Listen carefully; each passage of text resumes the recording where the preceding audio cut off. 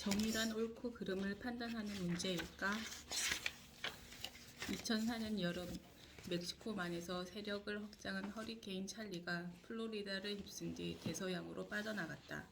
이 태풍으로 인해 22명의 인명피해와 110억 달러의 재산 피해가 발생했다. 이후 사람들 사이에는 난데없는 가격 폭리 논란이 벌어졌다. 올랜도에 있는 어느 주유소는 $2짜리 얼음 한 봉지를 $10씩 받고 팔았다. 8월 한여름에 전기가 제대로 들어오지 않아 냉장고나 에어컨을 틀 수 없게 된 많은 사람들은 어쩔 수 없이 가게 주인이 달라는 대로 돈을 다 줄 수밖에 없었다. 쓰러진 나무들을 치우느라 전기톱을 사거나 쥐붕을 수리하려는 사람들도 크게 늘었다. 그러자 주택 수리업자들은 지붕을 덮친 나무 2그루를 치우는데 무려 $23,000를 요구했다. 가정용 소형 발전기를 팔던 가게에서는 평소 $250 하던 발전기를 $2,000에 팔았다. 77살의 한 할머니는 나이 많은 남편과 몸이 불편한 딸을 데리고 허리케인을 피해 모텔에 묵었는데 평소엔 하룻밤에 $40 하던 방을 이때에는 1박에 $160씩 쳐서 숙박비를 내야 했다. 플로리다 주민들은 바가지 요금에 분개했다. 태풍 뒤에 찾아온 약탈자들이란 문구가 USA 투데이의 헤드라인을 장식했다. 주택 지붕 위로 쓰러진 나무를 치우는데 $15,000가 들었다는 어느 주민은 다른 사람의 어렵고 불행한 처지를 이용해 항목 챙기려는 행동은 옳지 않다고 분통을 터뜨렸다. 플로리다 주 법무장관 찰리 크리스트도 이에 동의했다. 허리케인 때문에 고통받는 사람들을 이용하는 자들의 지나친 탐욕에 경악하지 않을 수 없습니다. 플로리다에는 가격 폭리를 금지하는 법이 있었기에 허리케인이 지나간 뒤 주 법무장관실에는 2,000건이 넘는 신고가 접수되었다. 이 중 일부는 승소 판결을 받기도 했다.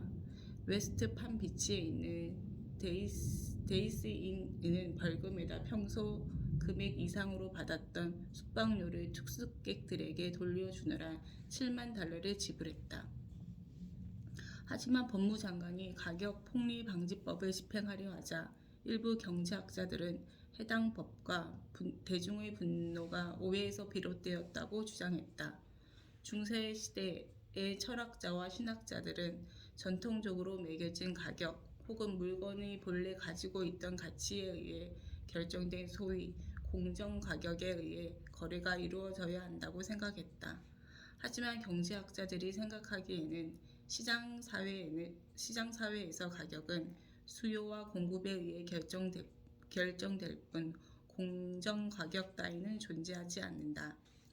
자유시장 경제를 지지하는 경제학자 토머스 소웰은 가격 폭리란 표현은 감정적으로는 중요하겠지만 경제학적으로는 무의미한 표현이라서 대부분의 경제학자들은 혼란스럽다는 이유로 관심을 기울이지 않는다라고 말했다. 소웰은 템파 트리뷴에 기고한 글을 통해 어떻게 가격 폭리가 플로리다 주민들에게 도움이 되는지 설명하고자 했다. 그는 가격 폭리라는 비난은 사람들에게 익숙한 가격 수준보다 현재의 가격이 높아질 때 생겨난다고 언급했다. 하지만 사람들에게 익숙해진 가격 수준이라고 해서 도덕적으로 신성불가침의 것이라고 볼 수는 없다. 다양한 시장 상황에서 형성되는 다른 가격과 마찬가지로 특별하거나 공정한 가격이라고 할 수 있다. 소웰은 얼음, 생수, 지붕수리, 발전기, 모텔 방값 등의 상승 요인은 수요자의 소비를 억제하고 먼 곳에 있는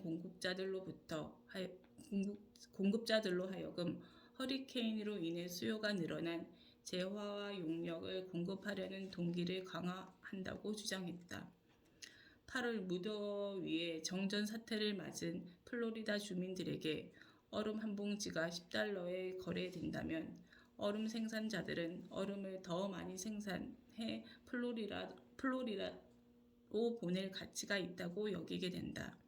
소외는 그 가격이 부당하지 않다며 그 가격은 구매자와 판매자가 서로 거래하고자 하는 물건에 부여하기로 한 가치일 뿐이라고 주장했다. 친시장 평론가 제프 저코비는 보스턴 글로브에 기고한 글에서 비슷한 근거로 가격 폭리 방지법에 반대하는 주장을 폈다. 시장이 감내할 수 있는 가격을 매기는 것은 폭리가 아니다. 탐욕스럽거나 뻔뻔스러운 행동도 아니다. 자유사회에서 재화와 용량이 배분되는 방식일 뿐이다. 그는 가격 급등은 강력한 허리케인으로 인해 생활이 큰 혼란에 빠진 사람들에게는 특히 화나는 일이라는 점에는 공감했다. 하지만 대중의 분노가 치솟는다고 해서 자유시장에 대한 개입을 정당화할 수는 없다. 필요한 물건을 더 많이 생산하도록 공급자들에게 동기를 부여하기 때문에 얼핏 지나쳐 보이는 가격이 해가 되기보다는 득이 된다. 그는 이렇게 결론을 내렸다. 상인들을 악마 취급한다고 플로리다가 빨리 회복되는 것은 아니다.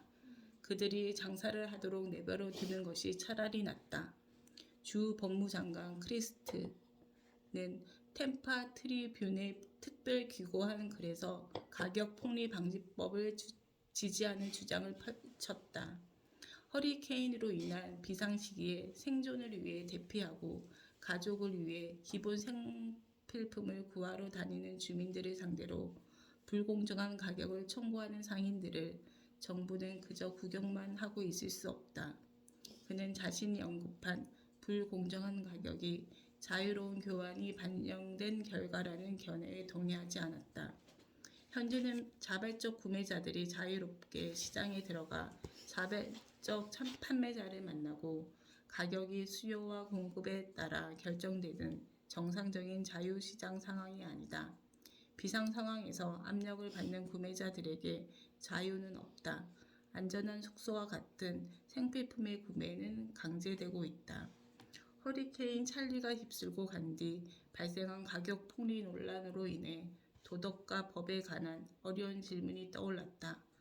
재화와 용역을 제공하는 사람이 시장이 감내할 수 있는 한도 내에서 자연재해를 기회로 삼아 가격을 높이는 것은 잘못일까?